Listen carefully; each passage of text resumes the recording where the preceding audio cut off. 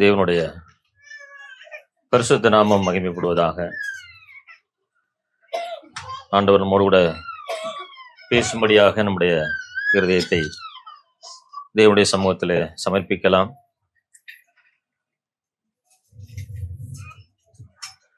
நம்முடைய தெய்வம் பேசுகிற தெய்வம்,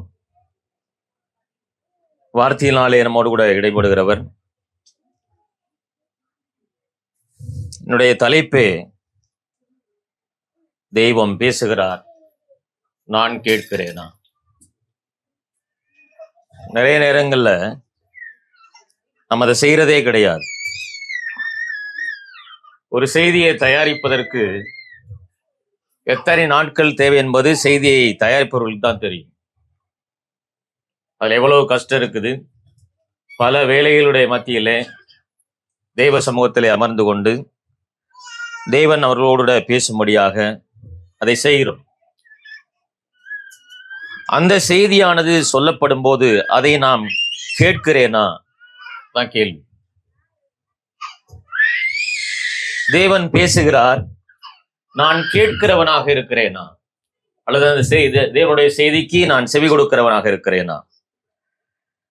நம்ம ஒரு வேத வசனத்தை நம்ம வாசிக்கலாம். 4வது அதிகாரம் 1 சாமுவேல் 4ஆம் அதிகாரம் 1-2 வசனங்களை மட்டும் நம்ம வாசிப்போம். சாமுவேலின் வார்த்தை இஸ்ரவேலுக்கெல்லாம் வந்தது. இஸ்ரவேலர் பெலிஸ்தருக்கு விரோதமாய் யுத்தஞ்செய்ய புறப்பட்டு எபனேசருக்கு சமீபத்தில் பாளையமிறங்கினார்கள். பெலிஸ்தரோ ஆப்பெக்கிலே பாளையமிறங்கியிருந்தார்கள். பெலிஸ்தர் இஸ்ரவேலருக்கு விரோதமாய் அணிவகுத்து நின்றார்கள். யுத்தம் அதிகரித்து இஸ்ரவேலர் பெலிஸ்தருக்கு முன்பாக முறிய அடிக்கப்பட்டார்கள். அவர்கள் சேனையில் போர்க்களத்திலே ஏறக்குறைய 4000 பேர் வெட்டுண்டு போனார்கள். இதனுடைய சாரம்சமாக எரேமியாவுடைய தீர்க்கதரிசி நூல், நம்ம எல்லாரும் சேர்ந்து அதை வாசிக்க போறோம். எரேமியாவுடைய தீர்க்கதரிசி நூல் 26ஆம் அதிகாரத்தை எடுத்துக்கங்க. 26ஆம் அதிகாரம் 5ஆம் வசனத்திலிருந்து 15ஆம் வசனம் வரலை நம்ம சேர்ந்து வாசிக்கலாம். நான் உங்கள் முன்வைத்த என் நியாயப்பிரமாணத்தின்படி நீங்கள் நடக்கும்படிக்கும் நீங்கள் என் சொல்லை கேளாமற் போனால் நான் இந்த ஆலயத்தை சீலோவை போலாக்கி இந்த நகரத்தை பூமியுள்ள எல்லா ஜாதிகளுக்கு முன்பாகவும் சவமாக்கி போடுவேன் என்று கர்த்தர் உரைக்கிறார் என்று சொல் என்றார். எரேமியா இந்த வார்த்தைகளை எல்லாம் கர்த்தருடைய ஆலயத்திலே சொல்லும் போது ஆசாரிகளும் தீர்க்கதரிசிகளும் சகல ஜனங்களும் கேட்டார்கள். சகல ஜனங்களும் சொல்ல கர்த்தர் தனக்கு கற்பித்தவைகள் எல்லாம் எரேமியா சொல்லி முடித்த போது ஆசாரியர்களும் தீர்க்கதரிசிகளும் சகல ஜனங்களும் அவரை பிடித்து, நீ சாகவே வேண்டும், இந்த ஆலயம் சீலோவை போலாகி இந்த நகரம் குடியில்லாமல் பாழாய்ப்போயும் என்று நீ கர்த்தருடைய நாமத்தினாலே தீர்க்க தரிசனம் சொல்வானேன் என்று சொல்லி ஜனங்கள் எல்லாரும் கர்த்தருடைய ஆலயத்திலே எரேமியாவுக்கு விரோதமாய் கூடினார்கள். யூதாவின் பிரபுக்கள் இந்த வர்த்தமானங்களை கேட்டு ராஜாவின் வீட்டிலிருந்து கர்த்தருடைய ஆலயத்துக்கு போய் கர்த்தருடைய புதிய வாசலில் உட்கார்ந்தார்கள். அப்பொழுது ஆசாரிகளும் தீர்க்கதரிசிகளும் பிரபுக்களையும் சகல ஜனங்களை நோக்கி, இந்த மனுஷன் மரண ஆக்கினைக்கு பாத்திரன், உங்கள் செவியினாலே நீங்கள் கேட்டபடி இந்த நகரத்துக்கு விரோதமாய் தீர்க்க தரிசனம் சொன்னானே என்றார்கள். அப்பொழுது எரேமியா எல்லா பிரபுக்களையும் எல்லா ஜனங்களையும் நோக்கி, நீங்கள் கேட்ட எல்லா வார்த்தைகளையும் இந்த ஆலயத்துக்கு இந்த நகரத்துக்கும் விரோதமாய் தீர்க்க தரிசனமாய் சொன்னதை சொல்ல கர்த்தர் என்னை அனுப்பினார். இப்பொழுதும் நீங்கள் உங்கள் வழிகளையும் உங்கள் கிரியைகளையும் சீர்படுத்தி உங்கள் தேவனாய கர்த்தருடைய சத்தத்தை கேளுங்கள். அப்பொழுது கர்த்தர் உங்களுக்கு விரோதமாய் சொன்ன தீங்குக்கு மனசாவப்படுவார். நானோ எனில் இதோ உங்கள் கையில் இருக்கிறேன், உங்கள் பார்வைக்கு நன்மையும் நியாயமாயிருக்கிறதை எனக்கு செய்யுங்கள். ஆகிலும் நீங்கள் என்னை கொன்று போட்டால் நீங்கள் குற்றமில்லாத இரத்த பழியை உங்கள் மேலும் இந்த நகரத்தின் மேலும் இதன் குடிகள் மேலும் சுமத்தி கொள்வீர்கள் என்று நிச்சயமாய் அறிங்கள். இந்த வார்த்தைகள் எல்லாம் உங்கள் செவிகளாலே சொல்ல கர்த்தர் மெய்யாகவே என்னை உங்களிடத்தில் அனுப்பினார் என்று சொன்னார்.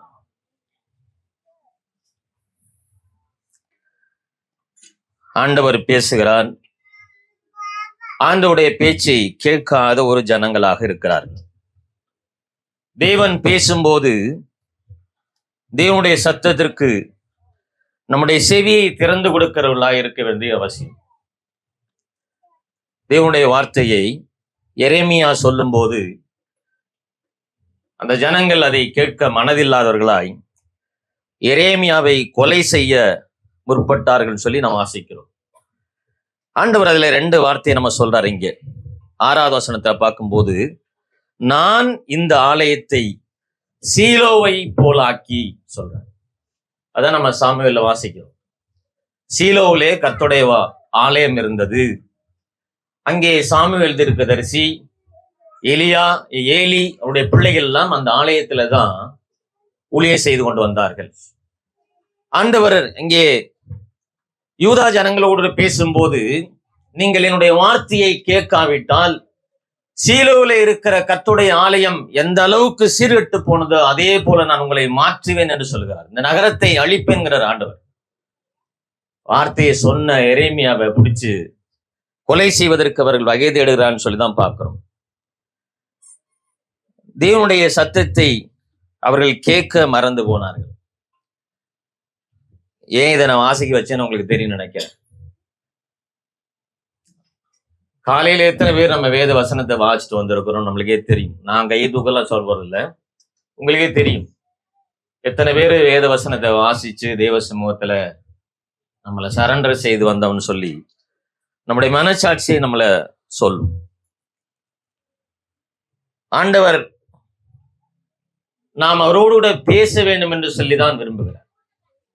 என்னுடைய பிள்ளைகள் என்னோடு கூட பேசணும் அப்படின்னு விரும்புகிறார். நாம அவரோடு கூட பேசினாதான் அவர் நம்மோடு கூட பேசுவார். பல நேரங்களிலே நாம் அவரோடு கூட பேசுவதை நிறுத்திடுறோம். இன்னைக்கு நம்ம குடும்பத்தில் அது நடக்குது இல்லை. அதிகபட்சமா எங்கே சண்டை வருது? அவர் என்னோடு கூட பேச மாட்டேங்கிறார். நம்ம நிறைய நேரங்களில் செல்போனோட தான் பேசிக்கிட்டு இருக்கிறோம்.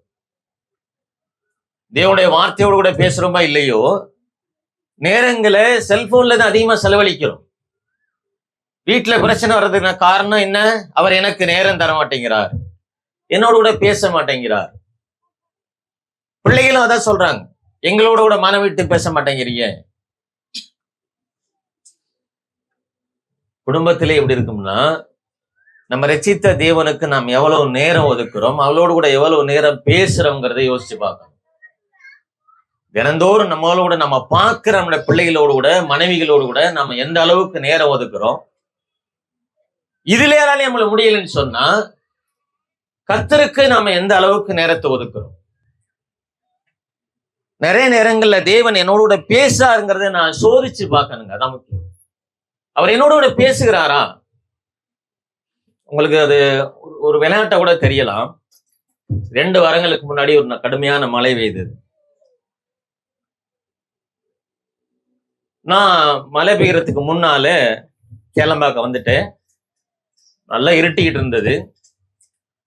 எங்க வீட்டுல நிறைய ஜாமான்லாம் வாங்கிட்டு வர சொன்னாங்க. அதனால கேளம்பாக்கத்துக்குள்ள டிமார்ட் ஒன்று ஸ்டார்ட் பண்ணியிருக்காங்க. அங்க போய் எல்லாம் வாங்கிட்டு, அரிசி மூட்டை வாங்கியாச்சு, ஒரு பேக் நிறைய ஜாமான் வாங்கிட்டேன். வாங்கிட்டு இருக்கும் போதே ஃபோன் வருது வீட்டுல இருந்து. ஒரு என்னுடைய ஸ்டூடெண்ட், அந்த ஸ்டூடெண்டோடைய பையன் என்கிட்ட படிக்கிறான். அங்க இருந்து ஃபோன் வருது துறப்பக்கத்துல இருந்து. சார், நான் கடைக்குள்ள நிக்கிறேன், வானம் ஒரே இருட்டு, என் பிள்ளையும் அழைச்சிட்டு வரவா வேண்டாமா அப்படின்னு. நான் கேளம்பாக்கத்துல கடையில இருக்கமா, வெளியில என்ன நடக்குதுன்னு எனக்கு தெரியாது, நான் வெளியிலே வரல, ஒருவேளை மழை வந்தா வீட்டிலேயே இருக்கட்டும், நாளைக்கு வேணா அழைச்சிட்டு வான்னு சொல்லிட்டேன். ஜாமான் வாங்கிட்டு வெளியில வந்தாச்சு. பாத்தீங்கன்னா வெறும் கரு மேகமா இருக்குது. முன்னால அரிசி மூட்டை, பேக் நிறைய ஜாமான் இருக்குது.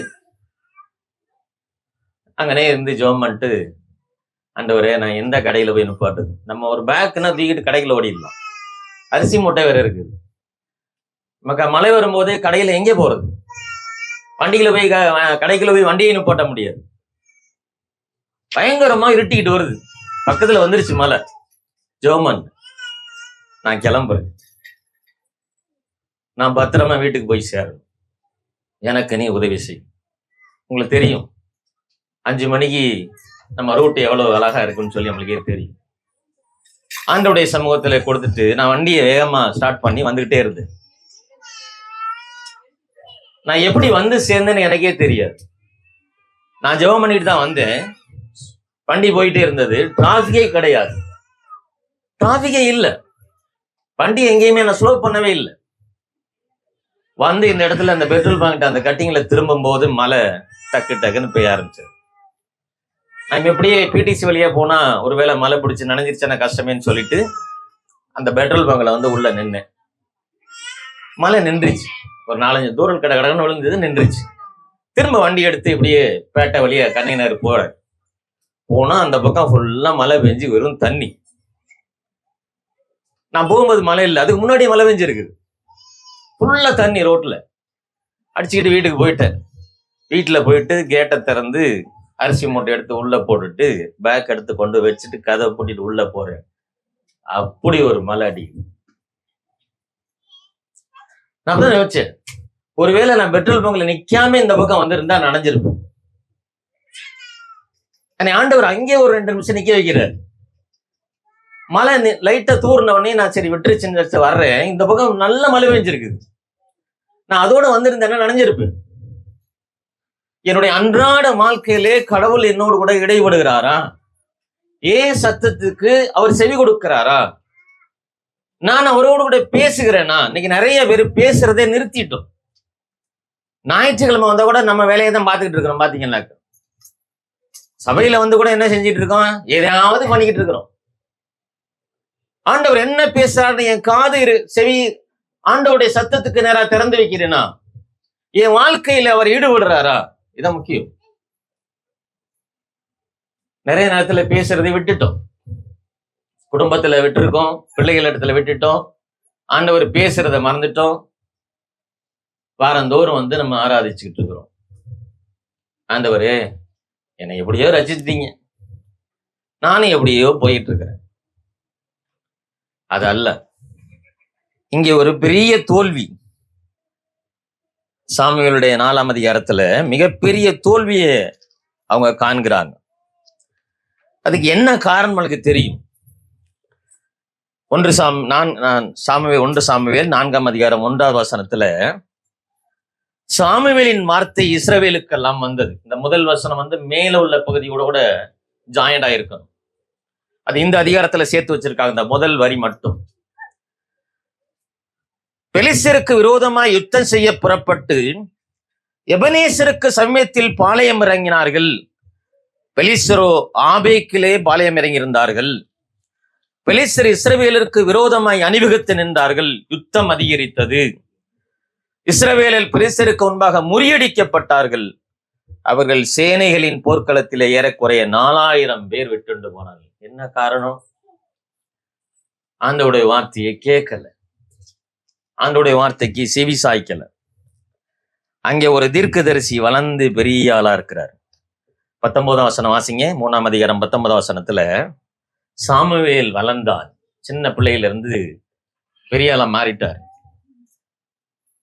தேவாலயம் சீர்கெட்டு கிடக்குது, நம்ம ஏற்கனவே பார்த்தோம். ஆனால் சாமுவேல் கர்த்தருக்கென்று வைராக்கியமாய் தேவனுடைய சமூகத்திலே சீலோவில் இருக்கிற தேவாலயத்திலே வேலை செய்கிறார். கர்த்தர் அவனோடு கூட இருக்கிறார்னு சொல்லி வேதம் சொல்லுகிறது. தேவன் அவனோடு கூட இருந்தார், கர்த்தர் அவனோடு கூட இருந்தார்.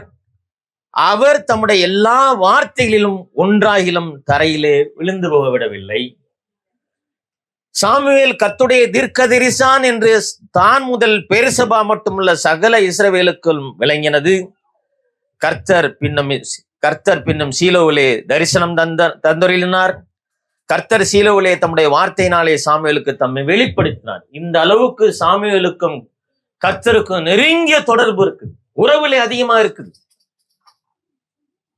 ஆனால் சாமுவேலிட்டு பெலிஸ்தரோடு கூட யுத்தம் செய்ய போவதற்கு ஒரு வார்த்தை கூட கேட்கல. அந்த ஜனங்க ஒரு வார்த்தையும் கேட்கல.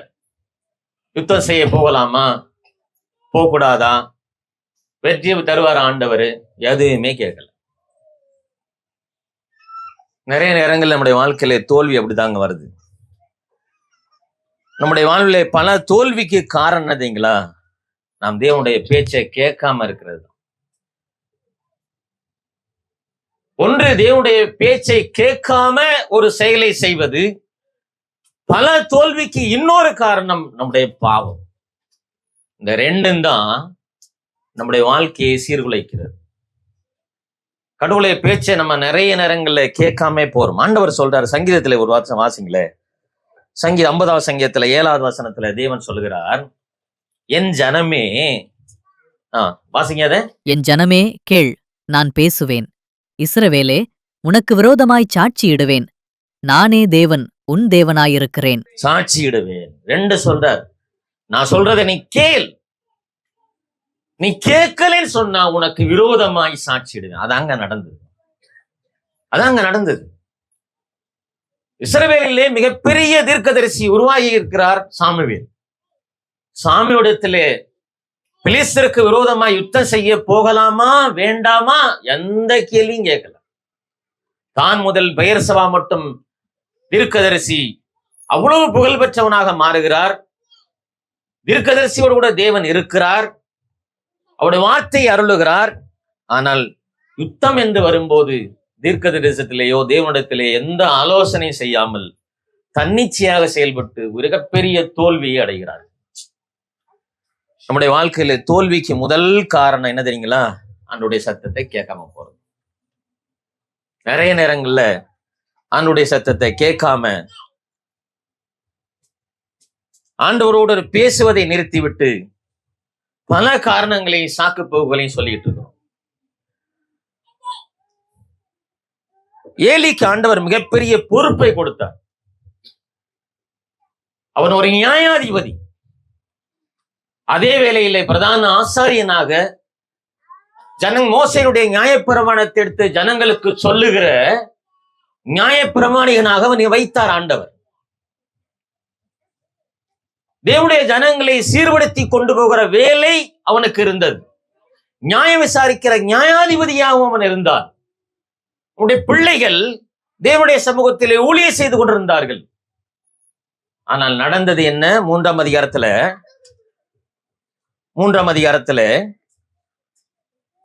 1ஆம் வசனத்தை வாசிங்க. சாமுவேல் என்னும் பிள்ளையாண்டான் ஏலிக்கு முன்பாக கர்த்தருக்கு பணிவிடை செய்து கொண்டிருந்தான். அந்நாட்களிலே கர்த்தருடைய வசனம் அபூர்வமாயிருந்தது. நான் சொல்றது புரியுதுங்களா? அந்நாட்களிலே கர்த்தருடைய வசனம் அபூர்வமாயிருந்தது. காரணம் என்ன? ஏலியால ஒண்ணு செய்ய முடியல. ஏலியால எதுவுமே செய்ய முடியல. தேவனுடைய ஆலயத்திலே பயங்கரமான பாவம் நடந்து கொண்டிருக்கிறது. தேவ வசனம் அற்பமா இருந்தது. ஆண்டவருடைய தரிசனம் அங்கே இல்லை. தேவன் மனிதனோடு கூட பேசுவதை நிறுத்தினார். அதான் பிரச்சனையா இங்கே. தேவனுடைய ஆலயத்திலே பரிசுத்தம் இல்லை. ஆண்டவருடைய ஆலயத்திலே பரிசுத்தம் இல்லை என்று சொன்னால் தேவன் நம்மோடு கூட பேசுவதை நிறுத்தி விடுவார். வேதம் சொல்கிறது கொரிந்தியரிலே, நீங்கள் தேவனுடைய ஆலயமாய் இருக்கிறீர்கள் என்றும் தேவ ஆவியானவர் உங்களுக்குள்ளே வாசம் பண்ணுகிறார் என்பதையும் அறியாதிருக்கிறீர்களா என்று சொல்லுகிறார். தேவன் என்னோட பேச வேண்டுமானால் இந்த ஆலயம் எப்போதும் பரிசுத்தமா இருக்கணும். 2வது வசனத்தை பார்க்கிறோம். ஒரு நாள் ஏலி தன்னுடைய ஸ்தானத்திலே படுத்து கொண்டிருந்தான். அவன் பார்க்க கூடாதபடிக்கு அவனுடைய கண்கள் இருளடைந்திருந்தது. ஏலியால எந்த வேலையுமே செய்ய முடியாத ஒரு நிலைமையில் இருந்துகிட்டு இருந்தான். ஜனங்கள் எல்லாம் சீர்கெட்டு போயிட்டார்கள். ஜனங்களுக்கு நியாயப்பிரமாணத்தை எடுத்து போதிக்கிற ஒரு மனிதன் அங்கே படுத்து கொண்டிருக்கிறான். இன்னொரு வசனம் சொல்லப்பட்டிருக்கிறது, தேவனுடைய சமூகத்திலே தேவனுடைய விளக்கு அணைய காத்து கொண்டிருக்கிறது. அடுத்த வசனத்துலதான் இருக்குன்னு நினைக்கிறது. பாருங்க, தேவனுடைய பெட்டி இருக்கிற கர்த்தருடைய ஆலயத்தில் தேவனுடைய விளக்கு அணைந்து போகும் முன்னே அணைந்து போக காத்திருக்கிறது. கர்த்தருடைய மகிமை அவர்களை விட்டு எடுவிடுவதற்கு தயாராக இருந்து கொண்டிருக்கிறது. இந்த சூழ்நிலையில தான் இவர்கள் யுத்தம் செய்ய புறப்படுகிறார்கள். ஆண்டவரோட பேசுவதை நிறுத்திவிட்டார்கள். ஏலி தேவ மக்களை சரியாக நடத்தவில்லை. தேவன் மக்களோடு பேசுவதை நிறுத்திவிட்டார். சீலோவிலே தேவனுடைய ஆலயம் சீர்கெட்டு கிடக்கிறது. இந்த சமயத்தில தெய்வம் தீர்க்கதரிசியாகிய சாமுவேலை உயர்த்தி கொண்டே வருகிறார். அவரிடத்திலே கூட ஆலோசனை கேட்கல. அவரிடத்திலே கூட ஆலோசனை கேட்கல. 1 சாமுவேல் 2ஆம் அதிகாரம் 30-34 வாசிங்க. ஆகையால் இஸ்ரவேலின் தேவனாகிய கர்த்தர் சொல்லுகிறதாவது, உன் வீட்டாரும் உன் பிதாவின் வீட்டாரும் என்றைக்கும் என் சந்நிதியில் நடந்து கொள்வார்கள் என்று நான் நிச்சயமாய் சொல்லியிருந்தும் இனி அது எனக்கு தூரமாயிருப்பதாக. என்னை கனம் பண்ணுகிறவர்களை நான் கனம் பண்ணுவேன், என்னை அசட்டை பண்ணுகிறவர்கள் கனவீனப்படுவார்கள் என்று கர்த்தர் சொல்லுகிறார். உன் வீட்டில் ஒரு கிழவனும் இராதபடிக்கு உன் புயத்தையும் உன் பிதாவின் வீட்டாருடைய புயத்தையும் நான் தரித்துப் போடும் நாட்கள் வரும். இஸ்ரவேலுக்குச் செய்யப்படும் சகல நன்மைகளுக்கும் மாறாக என் வாசஸ்தலத்திலே உபத்திரவத்தைக் காண்பாய். ஒருபோதும் உன் வீட்டில் ஒரு கிழவனும் இருப்பதில்லை. என் பலிபீடத்தில் சேவிக்க நான் உன் சந்ததியில் நிர்மூலமாக்காதவர்களோ உன் கண்களை பூத்துப்போக பண்ணவும் உன் ஆத்துமாவை வேதனைப்படுத்தவும் வைக்கப்படுவார்கள். உன் வம்சத்திலுள்ள யாவரும் வால வயதிலே சாவார்கள். கடவுள் தெளிவாக மனிதனோடு கூட பேசுகிறார். தெளிவா பேசுறார். ஏலிக்கு வரக்கூடிய சாபத்தை கடவுள் ஒளிவு மறைவு இல்லாமல் தெளிவாக தீர்க்கதரிசியை கொண்டு பேசிக் கொண்டிருக்கிறார். ஏலி தேவ சமூகத்திலே படுத்துக் கொண்டிருக்கிறார். ஏலி மனம் திரும்பவில்லை, தன்னுடைய பிள்ளைகளை கண்டிக்கவில்லை. தேவன் பேசுவதை ஏலி அசட்டை செய்கிறார். கடவுள் பேசும்போது நாம் அசட்டை செய்வோமானால் வெளிப்படையான ஒரு காரியத்தை தேவன் சொல்கிறார். நீ மட்டுமல்ல, உன் குடும்பம் முழுவதுமே நிர்மூலமாக்கப்படும் சொல்லி வெளிப்படையாக சொன்ன பிற்பாடும் ஏலி தன்னுடைய பிள்ளைகளை கண்டிக்கவில்லை. பல நேரங்கள்ல தேவன் நம்ம அப்படிதான் பேசிட்டு இருக்கார். நம்ம வீட்டுல போய் சொல்லுவோம், இந்த வார்த்தை எனக்கு வந்தது, என்னை பத்தி தான் பேசுறாங்க, என்னை பத்தி தான் அந்த பிரதர் பேசியிருக்கிறார்.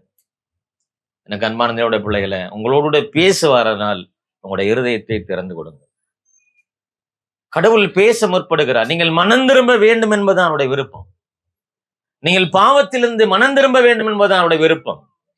தேவனுடைய வார்த்தையை கேட்டு மனம் திரும்பி மறுபடியுமாக தேவ சமூகத்திலே ஒப்பு கொடுக்க வேண்டும் என்பதுதான் அவருடைய விருப்பமா இருந்து கொண்டிருக்கிறது.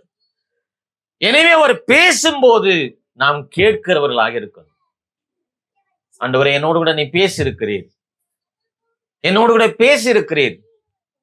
நம்முடைய வார்த்தைக்கு செவி கொடுத்து என்னை உன்னுடைய சமூகத்தில் அர்ப்பணிக்கிறேன்னு சொல்லி அவருடைய சமூகத்தில் நம்ம அர்ப்பணிக்க நம்ம முன் வரணும்.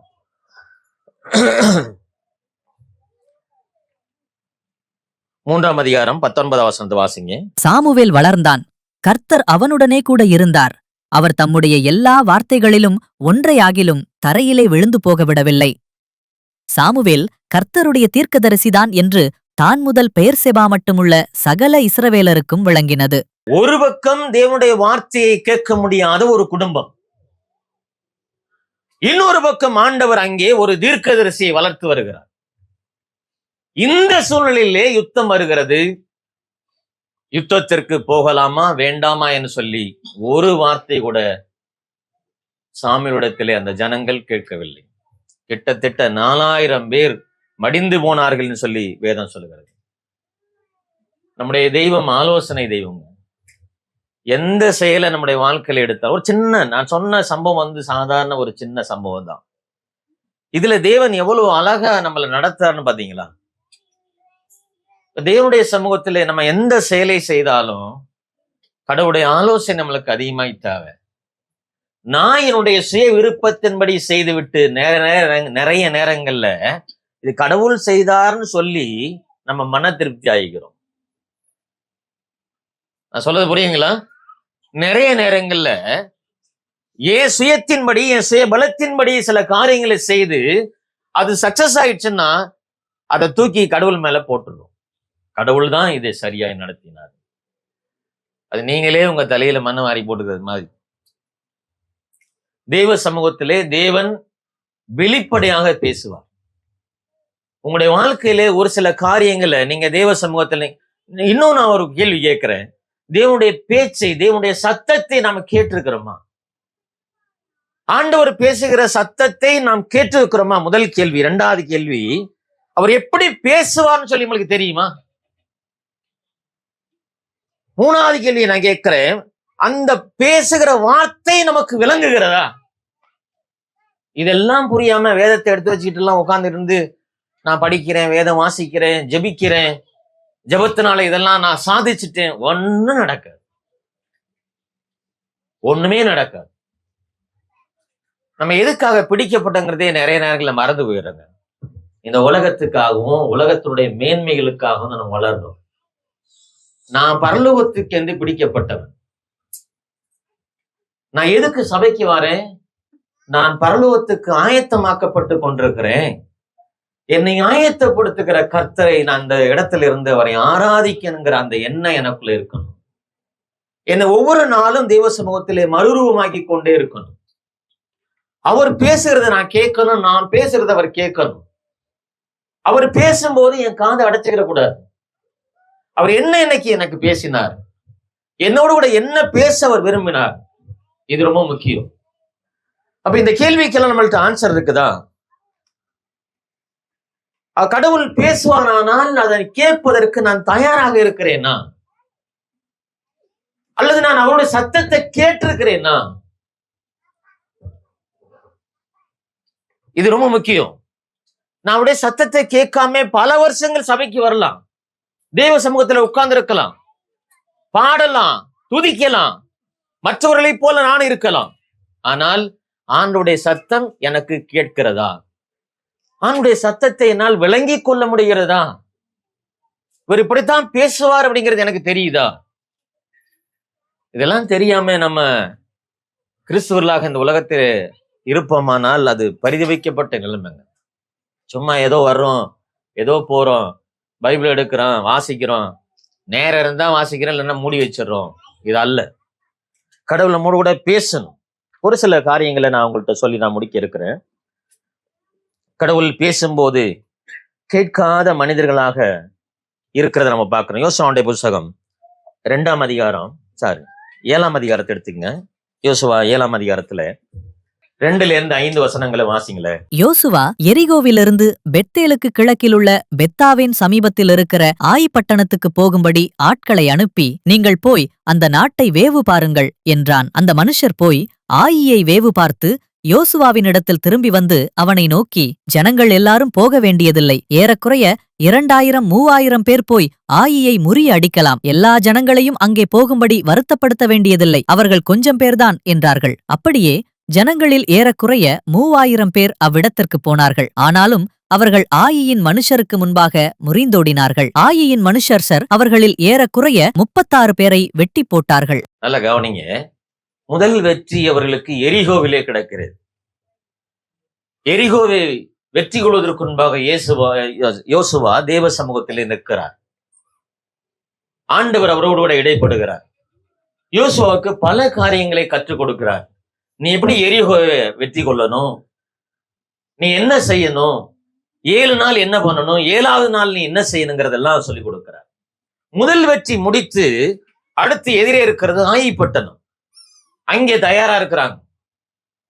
யோசுவா எந்த ஆலோசனையுமே கேட்கல. உடனே போறாங்க, பாக்குறாங்க, வேவு பார்க்க போறாங்க. கொஞ்சம் பேர் தான் இருக்கிறாங்க, அதை வென்றலான்னு சொல்லிட்டு ஒரு 3000 பேர் தான் போனா போதும், 3000-4000 பேர் போனா போதும், ஆயை தோற்கடிச்சுட்டு வந்துடலான்னு சொல்லி முடிவெடுக்கிறாங்க. அவர்களுக்கு முன்பாக அவர்கள் முறிந்தோடினார்கள் சொல்லி பார்க்கிறோம். தேவ ஆலோசனையை கேட்காத எந்த இடத்திலும் தேவன் நமக்கு தோல்வியை மட்டுமே பரிசாக கொடுப்பார். அதை மறந்துடாதீங்க. ஒரு மிகப்பெரிய எரிகோவை வீழ்த்துவதற்கு யோசுவா தேவ சமூகத்தில் நின்றார். தேவன் அவரோடு கூட நேராக நின்று பேசினார், நீ என்ன செய்யணும்னு சொன்னார். ஆனால் 2வது வெற்றி போகும்போது யோசுவா எந்த ஆலோசனையும் கேட்கல. ஜனங்களுடைய பேச்சை கேட்டு முடிவெடுத்தார். மிகப்பெரிய தோல்வி. ஜனங்களே கிட்டத்தட்ட 36 பேரை வெட்டி போட்டார்கள். ஜனங்கள் முறிந்தோடினார்கள் சொல்லி வேதம் சொல்கிறது. நீங்க அடுத்த அதிகாரத்துல 7ஆம் அதிகாரத்துல 6-7 வசனம் வாசிங்களேன். அப்பொழுது யோசுவா தன் வஸ்திரங்களை கிழித்துக் கொண்டு அவனும் இஸ்ரவேலின் மூப்பரும் சாயங்காலம் மட்டும் கர்த்தரின் பெட்டிக்கு முன்பாக தரையிலே முகங்குப்புற விழுந்து தங்கள் தலைகளின் மேல் புழுதியை போட்டுக்கொண்டு கிடந்தார்கள். பாத்தீங்களா, பல வேளைகள்ல நம்முடைய சுயமாய் முடிவெடுத்து விட்டு எங்க போய் நிற்போம், ஆண்டவரே ஏன் இப்படி எனக்கு செஞ்சீங்க. அடுத்து சொல்லுவார் பாருங்க, 7ஆம் வசனம் வாசிங்களேன். யோசுவா, கர்த்தராகிய ஆண்டவரே, எங்களை அழிக்கும்படி எமோரியர் கைகளில் ஒப்புக் கொடுப்பதற்காகவா தேவரீர் இந்த ஜனத்தை யோர்தானை கடக்க பண்ணினீர்? நாங்கள் யோர்தானுக்கு அப்புறத்தில் மன திருப்தியாக இருந்து விட்டோமானால் நலமாயிருக்கும். அங்கே இருந்துட்டா நலமா இருந்திருக்கும், எங்களை சாகவா இங்க கொண்டு வந்தீங்கன்னு கேட்கிறார். பல வேளைகளே மிகப்பெரிய யோசுவா மிகப்பெரிய தேவனுடைய ஊழியன் தான். ஆனால் சாதாரண ஒரு சின்ன விஷயம்தான். 2வது வெற்றிக்கு தேவ சமூகத்திலே நிற்காததுனாலே தேவ சமூகத்திலே தன்னுடைய வஸ்திரங்களை கிழித்து கொண்டு கொப்புர விழுந்து கிடக்கிறார். ஏன் ஆண்டவரை எங்களுக்கு இப்படி செஞ்சீங்க, எதுக்கு எங்களுக்கு தோல்வி? ஆண்டவர்கிட்ட கேட்டிருக்கலாம். ஏன் ஆண்டவரே நாங்க போகலாமா வேண்டாமா? சொல்லிருப்பாரு அப்பவே. ஒருத்தன் வச்சிருக்கிறான்ப்பா, நான் எதை எடுக்க கூடாதுன்னு சொன்னனோ அதை வச்சிருக்கிறான், அதை முதல்ல நிவர்த்தி செய், அப்புறம் போ வெற்றி தருன்னு சொல்றாரு. பாவத்தோடு கூட தேவனிடத்திலிருந்து எந்த ஒரு பரிகாரத்தையும் நாம் பெற்றுக்கொள்ளவே முடியாது. பாவத்தை வைத்துக் கொண்டு தேவன் எனக்கு உதவி செய்வார் என்பதை ஒருபோதும் நாம எண்ணக்கூடாது. கடவுள் ஒருபோதும் அதற்கான பதிலை தரவே மாட்டார். ஒரு பக்கம் இஸ்ரவேலுக்குள்ளே பாவம், அந்த பாவத்தை நிவர்த்தி செய்யாதபடிக்கு ஆயிப்பட்டணத்தை ஜெயித்து விடலாம் என்று சுயமாக முடிவெடுக்கிறார்கள். மிகப்பெரிய தோல்வி நடக்கிறது.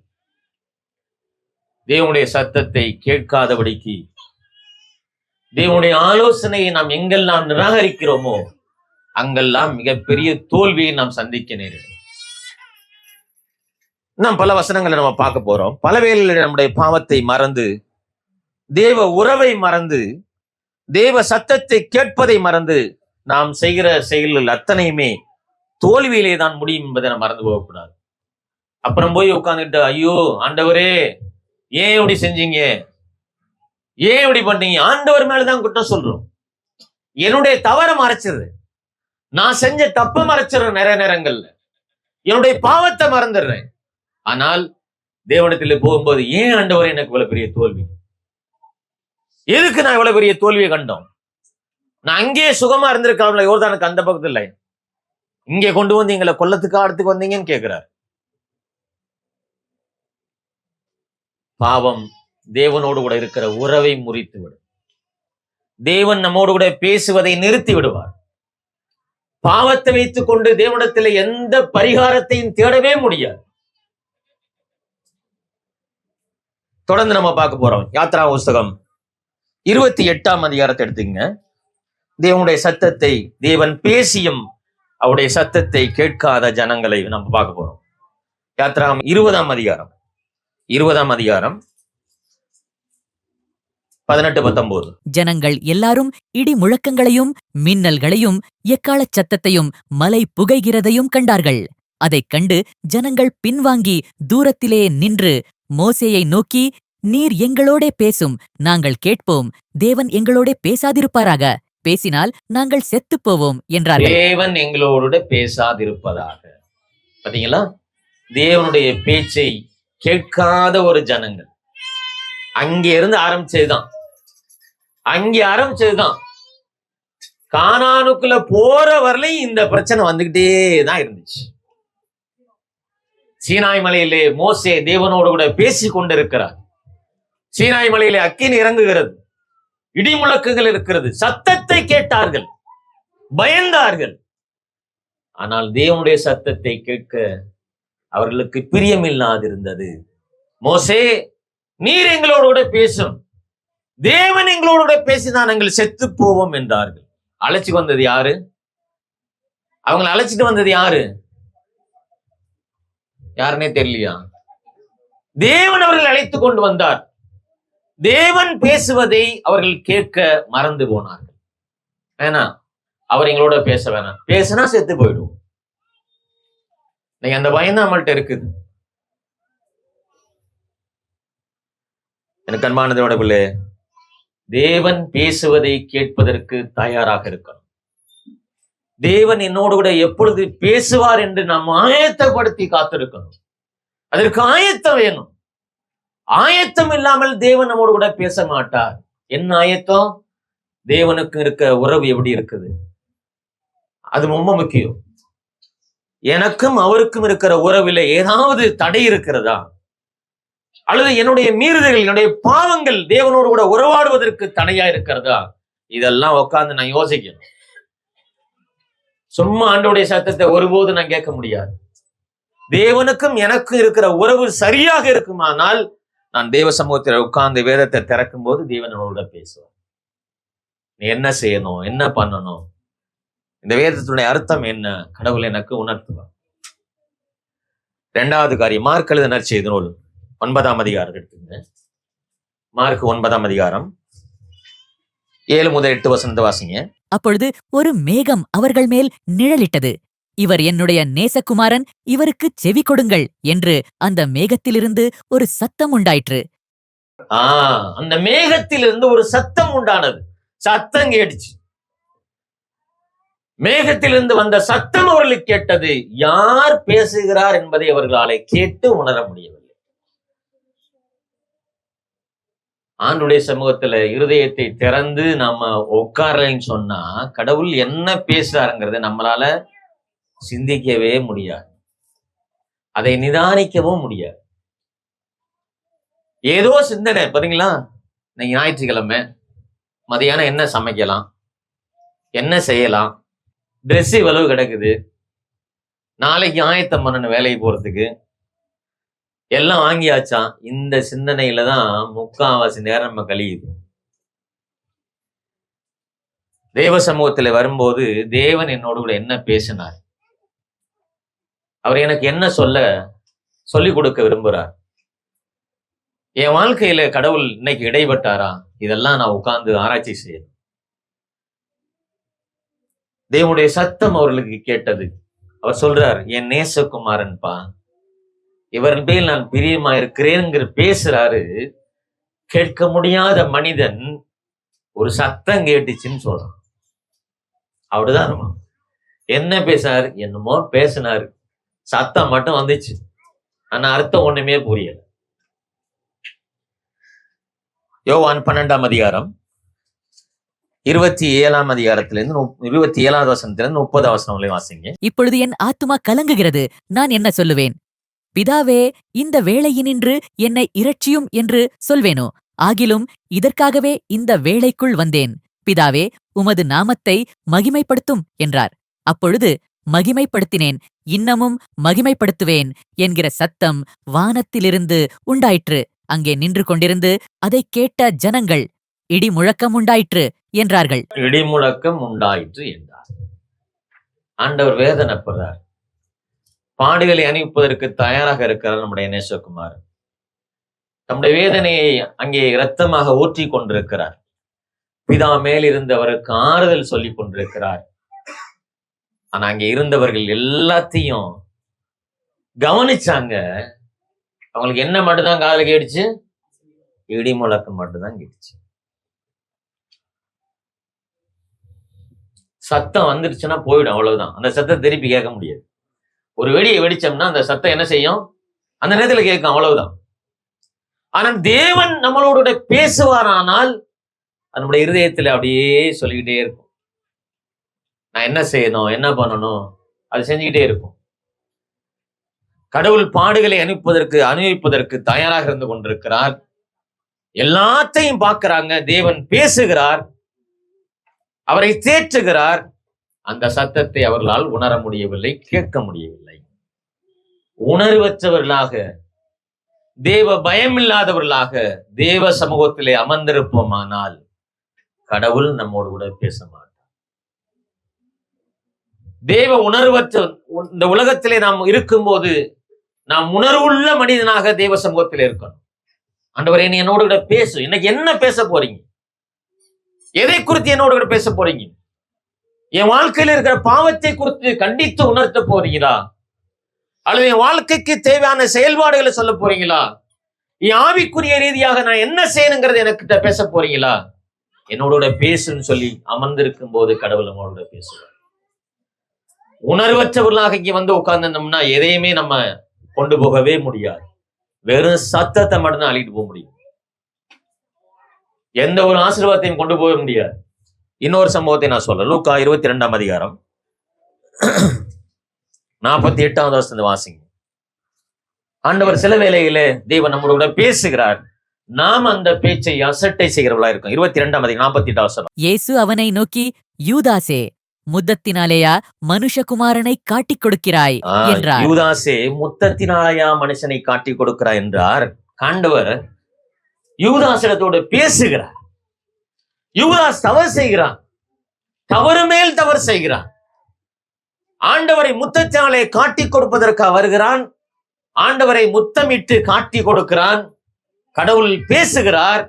யூதாசே, முத்தத்தினாலா என்னை காட்டி கொடுக்கிறாய் என்று சொல்லி தேவன் பேசுகிறார். அவன் அதை கேட்கவில்லை. அதனுடைய அர்த்தம் புரியவில்லை அவனுக்கு. ஏன் ஆண்டவர் இதை சொல்றார்? ஐயோ, நான் தப்பு செய்யறேனோ, ஆண்டவரே என்ன மன்னிச்சிருங்கன்னு சொல்லி ஒரு வார்த்தை கூட அவன் சிந்திக்கல. ஆண்டவர் பேசுகிறார். யூதாசே, முத்தத்தினாலா என்னை காட்டி கொடுக்கிறாய். அந்த வார்த்தை எவ்வளவு பெரிய வார்த்தை தெரியுங்களா? அதை அவனை உணர்வுள்ளவனாக மாற்றிருக்கணும்.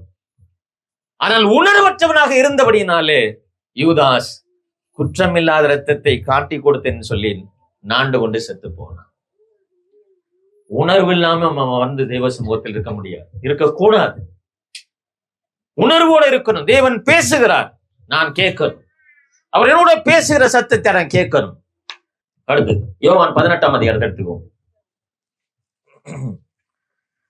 18ஆம் அதிகாரம் 37ஆம் வசனத்தை வாசிங்க. அப்பொழுது பிலாத்து அவரை நோக்கி, அப்படியானால் நீ ராஜாவோ என்றான். இயேசு பிரதியுத்தரமாக, நீர் சொல்லுகிறபடி நான் ராஜாதான். சத்தியத்தை குறித்து சாட்சி கொடுக்க நான் பிறந்தேன். இதற்காகவே இந்த உலகத்தில் வந்தேன். சத்தியவான் எவனும் என் சத்தம் கேட்கிறான் என்றார். சத்தியவான் எவனும் என் சத்தத்தை கேட்கிறான் என்றார். உன்னையால என் சத்தத்தை கேட்க முடியாது. உன்னையால என்னை யாருன்னு கூட புரிஞ்சுக்கிற முடியாது. நான் எப்படிப்பட்ட தெய்வம் என்பதை உன்னையால புரிந்து கொள்ளவே முடியாது. ஏனென்றால் நீ அறநிலையற்றவனாக இருந்து கொண்டிருக்கிறாய். குற்றமே இல்லை என்று சொல்லி சிலுவைக்கு நேராக அனுப்ப பார்க்கிறாய். எனவே நீ எந்த விதத்திலும் என்னுடைய சத்தத்தை கேட்கவே முடியாது. சத்தியவான் எவனும் என் சத்தத்தை கேட்கிறான் என்றார். எனக்கு அன்பானவருடைய பிள்ளைகளை, குற்ற மனசாட்சியோடு கூட நாம் தேவ சமூகத்திலே இருந்து கொண்டு தேவனை மகிமைப்படுத்த முடியாது, அவருடைய சத்தத்தை கேட்க முடியாது. தேவனுடைய வார்த்தைக்கு பயந்து, தேவனுடைய சத்தியத்திற்கு பயந்து தேவ சமூகத்திலே வந்து அமர்ந்திருக்கும் போது மட்டும்தான் தேவனுடைய சத்தம் நம்முடைய காதிலே துணிக்கும். பிலாத்து ஒரு குற்றவாளி, குற்ற உணர்வு இல்லாதவனாய் தன்னை நீதிமானாக காட்டிக்கொண்டு குற்றமில்லாத இயேசு கிறிஸ்துவை குற்றவாளியாக தீர்க்கிற ஒரு மனுஷன் சத்தியமாவது என்ன என்றான். ஆண்டவர் சொல்றார், சத்தியவான் இவனும் சத்தத்தை கேட்கிறான். உனக்கு புரியாதுப்பா என் சத்தங்கிற, உன்னையால புரிந்து கொள்ள முடியாது, என் சத்தத்தை உன்னால கேட்க முடியாதுங்கிற. குற்ற உணர்வோடு கூட தேவ சமூகத்துல அவருடைய சத்தத்தை ஒருபோதும் நம்ம கேட்க முடியாது. லூக்கா எழுதின நற்செய்தியில் 23ஆம் அதிகாரம் 6-9 வசனம் வாசிங்க. கலிலேயா என்பதை பிலாத்து கேட்டபொழுது, இந்த மனுஷன் கலிலேயனா என்று விசாரித்து, அவர் ஏரோதின் அதிகாரத்துக்குள்ளானவர் என்றறிந்து அந்நாட்களில் எருசலேமிலே வந்திருந்த ஏரோதுவினிடத்திற்கு அவரை அனுப்பினான். ஏரோது இயேசுவை குறித்து அநேக காரியங்களை கேள்விப்பட்டிருந்ததினாலும் அவரால் செய்யப்படும் அடையாளத்தை பார்க்க வேண்டுமென்று விரும்பியிருந்ததினாலும் அவரை காணும்படி வெகுநாளாய் ஆசை கொண்டிருந்தான். அந்தப்படி அவரை கண்டபோது மிகவும் சந்தோஷப்பட்டு அநேக காரியங்களை குறித்து அவரிடத்தில் வினாவினான். அவர் மறுமொழியாக அவனுக்கு ஒன்றும் சொல்லவில்லை. எனக்கு அன்பானதோட பிள்ளைகளை, இது நீங்க பாத்தீங்கன்னா, ஏரோது இயேசுவை குறித்து அநேக காரியங்களை கேள்விப்பட்டிருந்தாலும் அவரால் செய்யப்படும் அடையாளத்தை பார்க்க வேண்டும் என்று விரும்பி இருந்ததினாலும் அவரை காணும்படி வெகு நாளாய் ஆசையாயிருந்தார். ஆண்டுடைய அற்புதங்களை கேட்டான், அவரை பிரசங்கங்களை கேட்டிருக்கிறான், அவரை நேரா பார்க்கணும், அவரோட பேசணும், எனக்கு முன்னாடி அவர் அற்புதங்களை அடையாளங்களை செய்யணும் அப்படியெல்லாம் விரும்புறான். எப்படியாவது அவரை பார்க்கணும்னு ரொம்ப நாளா யோசிச்சுட்டு இருக்கிறவனுக்கு ஒரு சந்தர்ப்பம் கிடைக்குது. பிலாத்து அவரை ஏரோதிடத்திலே அனுப்புகிறத பார்க்கிறோம். அந்தப்படி அவரை கண்டபோது மிகவும் சந்தோஷப்பட்டான். அநேக காரியங்களை குறித்து அவரிடத்தில் வினாவினான். அவர் மறுமொழியாக அவனுக்கு ஒன்றும் சொல்லவில்லை. ஏன் சொல்லல? அவன் தன்னை நல்லவனாக காட்டிக் கொள்கிறான். குற்றமற்ற யோவானை கொலை செய்த கொலைகாரனாக அமர்ந்து கொண்டிருக்கிறான். அவனிடத்திலே தெய்வம் ஒருபோதும் பேச முடியாது.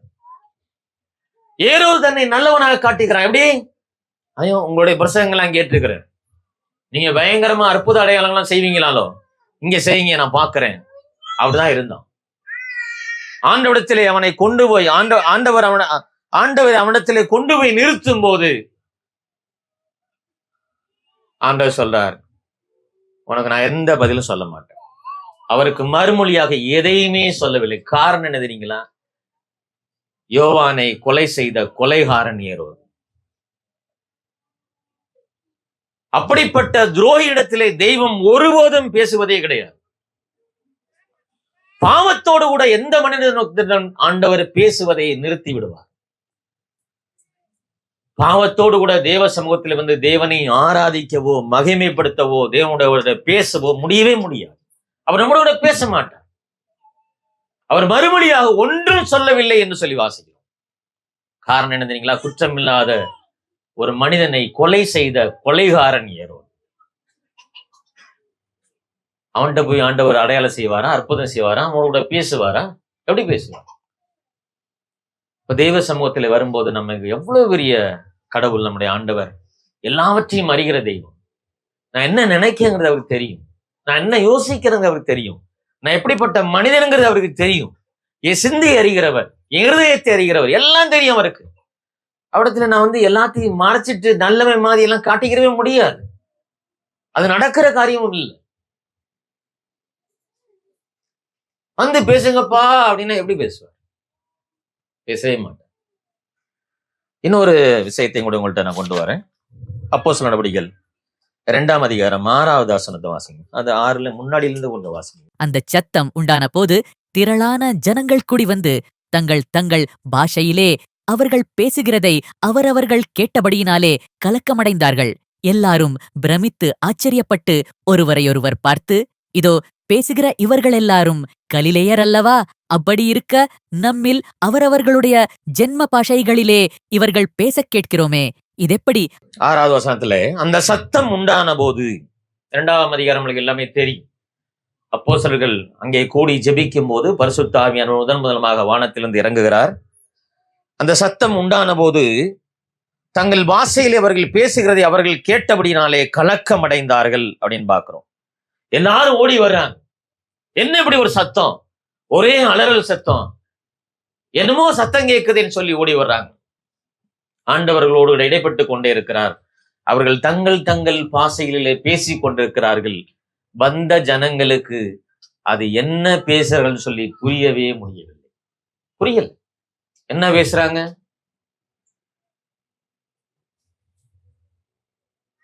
ஆண்டவர் பேசுறதை நாம் கேட்க வேண்டுமானால், தேவன் என்னோடு கூட இடைபட வேண்டுமானால், நான் அவருக்கு ஆயத்தம் உள்ளவனாக வந்து தேவ சமூகத்தில் அமர்ந்திருக்கிறேன்.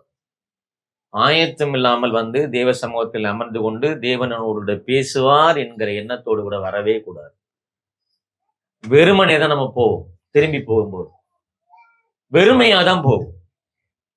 நான் சொல்றது மாதிரி சத்தம் மட்டும்தான் நம்மளுக்கு கேட்டிருக்கிறோம். தேவன் ஒருபோதும் என் காதிலே பேசிக் கொண்டிருக்கவே மாட்டார். கடவுள் என்னோடு கூட பேச வேண்டுமானால் சொன்னால் அவருடைய சத்தத்தை கேட்பதற்கு நான் ஆயத்த நிலையோடு வந்திருக்கணும். அதனாலதான் சொல்றேன், வீட்டுல ஆயத்தப்படுத்தி வாங்க. சரியான நேரத்துல வந்து தேவ சமூகத்துல அமருங்க. உங்களுக்கு முன்னாடி தேவன் வந்து இங்க இருக்கிறார். நாம வர்றதுக்கு முன்னாடி ஆண்டவர் இங்கே இருக்கிறார். அவர் எல்லா இடங்களிலும் இருக்கிற தெய்வம். எனவே அவர் பேசுவதை நாம் கேட்க வேண்டுமானால் நம்மளுக்கு ஒரு ஆயத்தம் தேவை. 9ஆம் அதிகாரத்தை எடுத்துங்க. கிடையாது, 9ஆம் அதிகாரம் 4வது வசனத்திலிருந்து வாசிங்களே. 7வது வசனம் வாசிங்க. அவன் தரையிலே விழுந்தான். அப்பொழுது, சவுலே, சவுலே, நீ என்னை ஏன் துன்பப்படுத்துகிறாய் என்று தன்னுடனே சொல்லுகிற ஒரு சத்தத்தை கேட்டான். அதற்கு அவன், ஆண்டவரே, நீர் யார் என்றான். அதற்கு கர்த்தர், நீ துன்பப்படுத்துகிற இயேசு நானே. முள்ளில் உதைக்கிறது உனக்கு கடினமாம் என்றார். அவன் நடுங்கி திகைத்து, ஆண்டவரே, நான் என்ன செய்ய சித்தமாயிருக்கிறீர் என்றான்.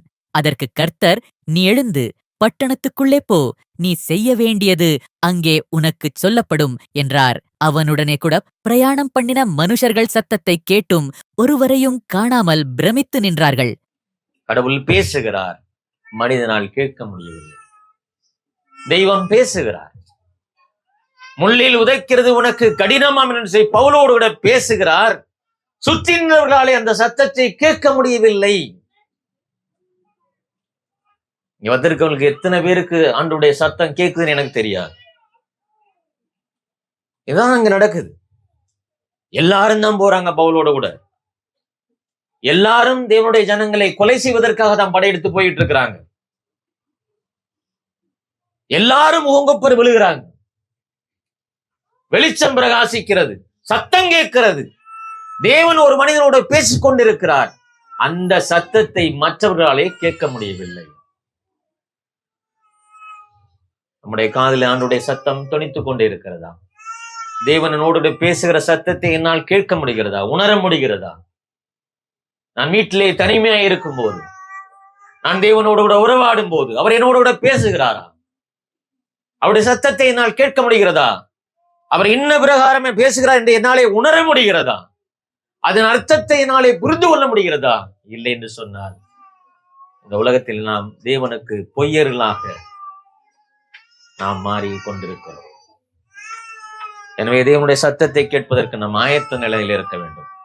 தேவன் என்னோட பேசு. ஒரு குடும்பத்திலே நம்ம பேசாம இருந்தா என்ன எவ்வளவு பெரிய பிரச்சனைகள் வருகிறது. நம்ம உண்டாக்கின கர்த்தரோடு நாம் பேசவில்லை என்று சொன்னால், அவர் என்னோடு கூட பேசவில்லை என்று சொன்னால் எவ்வளவு பெரிய பிரிவினை இருக்குது. எனவே ஒருவேளை ஆண்டவருக்கும் எனக்கும் இருக்கிற உறவிலே நான் தூரமா இருப்பேன், ஆனால் தேவ சமூகத்தில் என்னை ஒப்பு கொடுக்கிறேன். ஆண்டவரை என்னோட கூட பேசு, நான் உன்னோட கூட பேசணும். எனக்கு அப்படிப்பட்ட சூழ்நிலையை எனக்கு குடும்பத்தில் உருவாக்கி கொடுங்கன்னு சொல்லி கேளு. வேலை போல எல்லாருக்கும் இருக்குதான், எல்லாரும் வேலைக்கு போறதுதான். இதன் மத்தியிலும் என்னை படைத்த, என்னை ரட்சித்த, என்னை மீட்டு கொண்ட தெய்வத்துக்கு நான் நேரம் ஒதுக்கி அவருடைய சமூகத்தில் அமர்ந்து நான் அவரோடு கூட பேச, அவர் என்னோடு கூட பேச, இந்த உறவு எவ்வளவு மேன்மையானது. இதான் என்னை புதுப்பித்து என்னை மறுரூபமாக்கி தெய்வ சமூகத்திலே கொண்டு போய் நிறுத்தும். இல்லைன்னா கறிக்கட்டையா போய் நிற்பாங்க. நான் சொல்றது புரியுதுங்களா? கறிக்கட்டைனா என்னன்னு தெரியுதுங்களா? எந்த உறவும் இல்லாம ரட்சித்ததற்காக வந்து நின்றுகிட்டு இருப்பேன். ஒரு பிரகாசமான ஒரு மனிதனாக நாங்க போய் நிற்க முடியாது. எனவே இந்த உறவை நம்ம புதுப்பிப்போம். ஆண்டவர் பேசுகிற சத்தத்தை நம்ம கேட்போம். தேவனோடு பேச, அவர் என்னோடு கூட பேசுவதற்கும் அவருடைய சத்தத்தை கேட்பதற்கும் என்னை முழுமையாக தெய்வ சமூகத்துல தாழ்த்தி ஒப்பு கொடுப்போம். பல விஷயங்கள் என்னுடைய வாழ்க்கையில தோல்வி ஏற்படுவதற்கான காரணம் கடவுளுடைய ஆலோசனை நாம் தள்ளுறது, தேவ சத்தத்தை கேட்க நாம் மறுப்பது, தேவனோடு கூட பேசும்போது நான் காதை அடைத்துக் கொண்டு இருப்பது, இதுதான் காரணம். எனவே கடவுள் என்னோடு கூட பேசட்டும். வரும் நாட்களில் நம்மை தாழ்த்துவோம். நாம் ஜபிக்கலாம். எங்களை என்பாய் நேசிக்கிற நல்ல பிதாவே, இந்த வேலைக்காக நம்மை துதிக்கிறோம். தேவரீர் உம்முடைய சமூகத்துல எங்களை தரைமட்டமாய் தாழ்த்துகிறோம். பல நேரங்களிலே தேவனுடைய பேச்சை நாங்கள் நிராகரித்தவர்களாகவே இருந்து கொண்டிருக்கிறோம். தேவன் எங்களோடு பேசுவது எத்தனை இன்பமானது. அந்த இன்பமான பேச்சை நாங்கள் கேட்பதற்கு பல நேரங்கள்ல நாங்கள் தகுதியற்ற மனிதர்களாகவே இருந்து கொண்டிருக்கிறோம். சாமி, ஆண்டவர் பல நேரங்களில் எச்சரிக்கிறார். சீலோவிலே தேவனுடைய ஆலயம் எப்படி சீர்கேடாய் மாறினதோ அதே போல யூத ஜனங்களை நான் நிகிரகம் பண்ணுவேன்னு சொல்லி எரேமியாவின் மூலமாக யூத ஜனங்களுக்கு எச்சரிக்கை கொடுக்கிறார். தேவனுடைய பேச்சை கேட்காத அந்த ஜனங்களுக்கு மிகப்பெரிய நியாயத்தீர்ப்பு வரும் என்று சொல்லி 7 இடத்திலே தீர்க்கதரிசி எச்சரிக்கிறார். சாமியோடத்துல அவன் தேவனுடைய ஆசாரியனாக இருந்தாலும் அவனுடைய பேச்சை கேட்காதபடிக்கு, தேவ சமூகத்திலே தேவனுடைய பேச்சை கேட்காதபடிக்கு பெலிஸ்தரோடு கூட யுத்தம் செய்ய போன ஜனங்கள் தோல்வி அடைந்தார் என்று சொல்லி பார்க்கிறோம். யோசுவா மிகப்பெரிய வெற்றி. அந்த வெற்றியை தொடர்ந்து அடுத்த கட்டமாக ஆயி பட்டணத்துக்கு கடந்து போகும்போது தேவனிடத்துல எந்த ஆலோசனையும் கேட்காத ஒரு மனிதனாக மாறி போனான். அங்கே ஒரு தோல்வி அடைந்து தேவ சமூகத்தில் விழுந்து கிடந்ததை நாங்கள் பார்க்கிறோம். பல நேரங்கள்ல எங்களுடைய வாழ்க்கையிலே தோல்வி வருகிறதற்கான காரணம் நாங்கள் தேவ ஆலோசனையை தள்ளுவதினாலும் தேவனுடைய சத்தத்தை கேட்காததினாலும் எங்களுடைய பாவமே அதற்கு முழு காரணமாக மாறிவிடுகிறது. தேவனே, எங்களோட பேசின வார்த்தைகளுக்கு ஆமை துதிக்கிறோம். எங்களுடைய பல பரிசுத்தவான்கள் தேவ சமூகத்திலே தேவ சத்தத்தை கேட்டு தேவனுக்கென்று பெரிய காரியங்களை செய்திருக்கிறார்கள். வேதத்திலே பல எடுத்துக்காட்டுகளை எங்கள் பார்த்தோம். பல மனிதர்களாலே தேவ சத்தத்தை கேட்கவில்லை. பாவத்தோடு கூட தேவ சத்தத்தை நாங்கள் கேட்க முடியாது. உணர்வற்றவர்களாய் இருந்து கொண்டு நாங்கள் தேவ சத்தத்தை கேட்க முடியாது. தேவன் எங்களுக்கு உணர்த்தும் போது நாங்கள் மனம் திரும்பாவிட்டால் அங்கேயும் எங்களில் தேவ சத்தத்தை நாங்கள் உணர்ந்து கொள்ளவே முடியாது. நாங்கள் தேவ சத்தத்தை கேட்க, அவர் எங்களோடு பேச, எங்களுடைய செவியை அதற்காண்டு சாய்க்க தேவனே எங்களை பரிசுத்தப்படுத்தும், எங்களை ஆயத்தப்படுத்தும் சாமி. நாங்கள் இதிலே குறைவற்றலாயிருந்தால் எங்களுடைய பாவங்களை நாங்களுக்கு மன்னித்து வருகிற நாட்களே கர்த்தருக்கென்று எங்கள் பிரகாசிக்கிறவர்களாக தேவ சத்தத்தை கேட்பதற்கு ஆயத்தமாய் வர எங்களை தகுதிப்படுத்துங்க. எங்களோட பேசின வார்த்தைகளுக்கு ஆமை துதிக்கிறோம். இயேசு கிறிஸ்துவின் நாமத்தில் வேண்டுகிறோம் ஜீவனுள்ள பிதாவே, ஆமென். கர்த்தரை ஸ்தோத்திரி, என் உடலுமே பரிசுத்த நாமத்தை ஸ்தோத்திரி. என் ஆத்துமாவே கர்த்தரை ஸ்தோத்திரி, கர்த்தர் செய்த சகலவரையும் மறவாதே. ஆமென்.